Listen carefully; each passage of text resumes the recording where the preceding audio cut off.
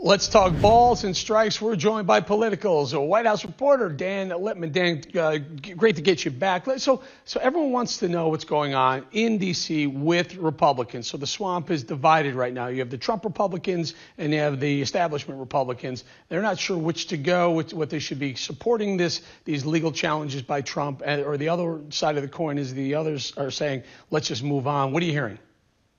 Yeah, I think most Republicans in Washington, they recognize that Joe Biden is the president-elect, and that they think that this, fighting this rearguard action hurts Trump's legacy because it makes him look like a sore loser. And so they'd rather have Trump focus on the last month and a half or so of his presidency and not get bogged down by these fruitless legal challenges.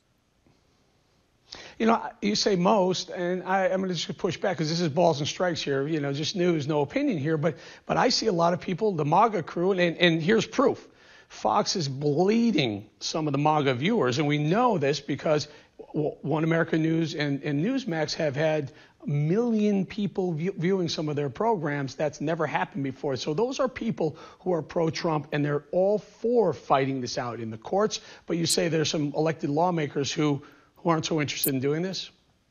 Yeah, I think many of the elected lawmakers, of course, they're still afraid of Trump a little bit, but they want to move on. They don't think that this will help too much in the Georgia runoffs. Although, of course, they need Trump's help to get his MAGA supporters in Georgia out to the polls on January 5th. But they say that we should look at, we should start holding the Biden administration, the incoming Biden administration, more accountable. We have to make sure that their nominees aren't too far to the left, that they don't get to slide in policies without strong challenges when need be. And so they just know that the percentage chance of these challenges winning is low. And so the Electoral College is voting in 12 days, and then that will get certified in January. And so unless you're Matt Gaetz, right, many Republicans just want to give up. Dan, you bring up something important, holding the Biden camp accountable. I did a monologue on that exact topic, and the media has been really tough on Trump over the 4 years, and I get it, and that's your job. Your job is to go ask the tough questions, holding truth to power. But for me, in the last 4 weeks since President-elect Biden is President-elect Biden, he hasn't had one tough question asked yet. Dan, where is the media?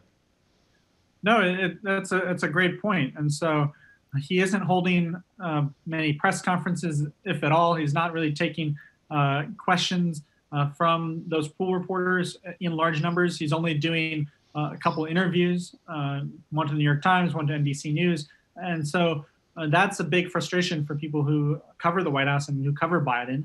And they are doling out these stories about their nominees to the New York Times or the Washington Post so that they can get the best coverage. And so this is a pretty leak-prone leak-free administration that's incoming.